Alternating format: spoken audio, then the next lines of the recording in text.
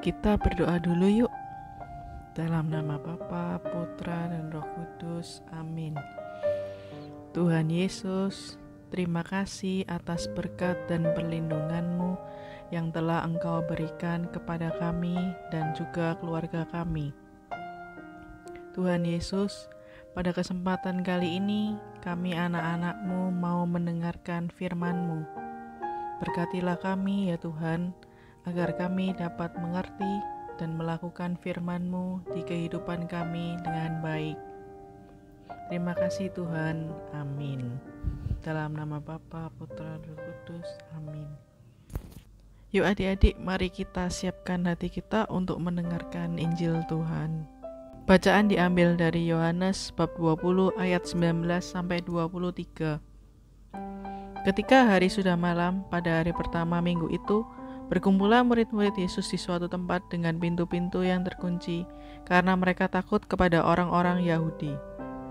Pada waktu itu, datanglah Yesus dan berdiri di tengah-tengah mereka dan berkata, "Damai sejahtera bagi kamu." Dan sesudah berkata demikian, ia menunjukkan tangannya dan lambungnya kepada mereka. Murid-murid itu bersukacita ketika mereka melihat Tuhan. Maka, kata Yesus sekali lagi, "Damai sejahtera bagi kamu.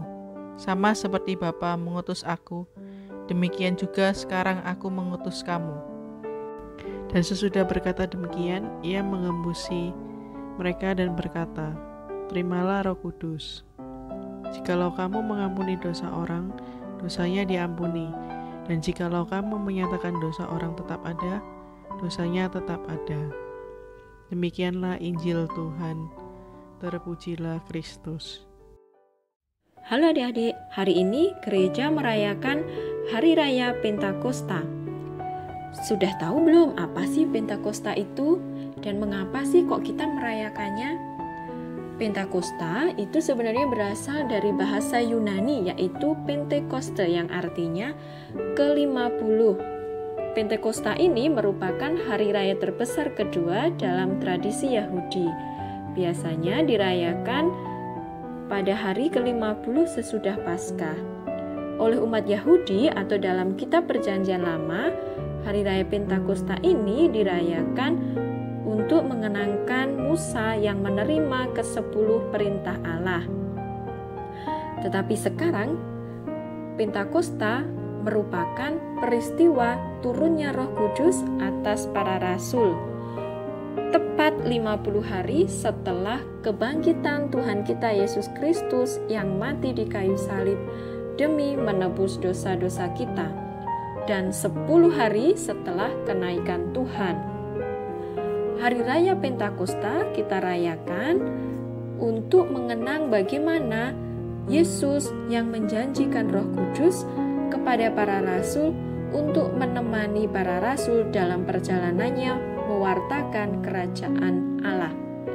Yesus sudah tidak dapat lagi bersama-sama dengan para rasul, maka Yesus menjanjikan Roh Kudus, dan selama 10 hari sebelum peristiwa turunnya Roh Kudus ini, atau 10 hari setelah Yesus naik ke surga, para rasul bersama Bunda Maria berkumpul untuk berdoa memohon karunia Roh Kudus yang dijanjikan oleh Tuhan Yesus sendiri.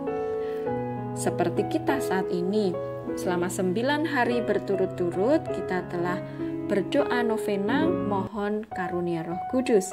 Dan hari ini tepat hari ke-10 kita merayakan Hari Raya Pentakosta.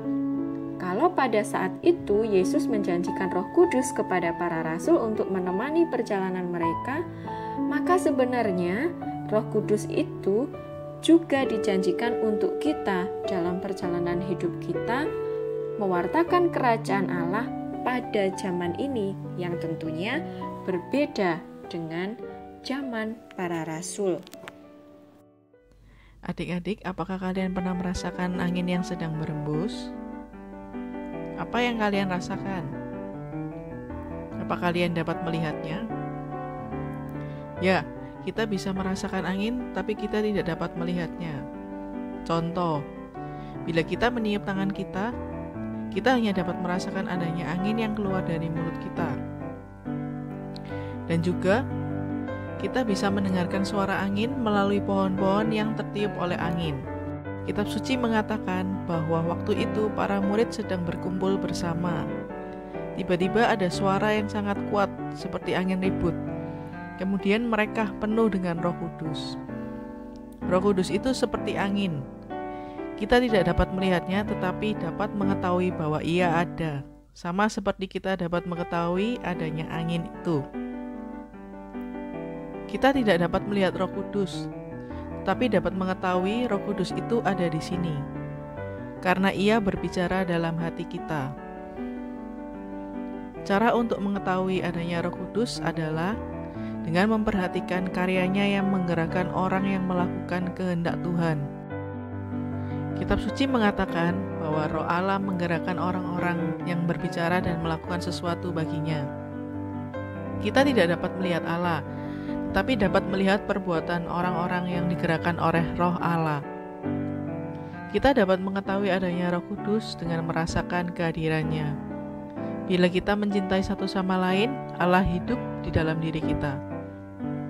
Kita tidak dapat melihat Roh Kudus, tetapi dapat mengetahui bahwa Ia ada di sini. Karena kita dapat merasakan kehadirannya dalam hidup kita. Contohnya, dengan melakukan perbuatan baik yang timbul dari hati kita. Misalnya, membantu orang tua, membantu teman, membantu orang yang sedang kesusahan, dan masih banyak lagi. Itu adalah Roh Kudus yang hadir di dalam hati kita. Maka marilah kita mulai peka untuk merasakan, mendengarkan kehadiran Roh Kudus yang ada di dalam hati kita masing-masing. Seperti yang dikatakan Tuhan Yesus, damai sejahtera bagi kamu, sama seperti Bapa mengutus aku, demikian juga sekarang aku mengutus kamu. Adik-adik, Tuhan Yesus mengutus kita untuk selalu sadar akan kehadiran Roh Kudus dalam hati kita. Dengan cara selalu berbuat baik, rajin berdoa, dan selalu mengikuti perayaan Ekaristi secara online. Dan selalu mengikuti apa yang menjadi kehendak Tuhan. Mari adik-adik kita akhiri renungan hari ini dengan berdoa. Dalam nama Bapa, Putra, dan Roh Kudus. Amin. Allah Bapa kami yang maha baik, syukur dan terima kasih karena Engkau telah mencurahkan Roh Kudus kepada kami.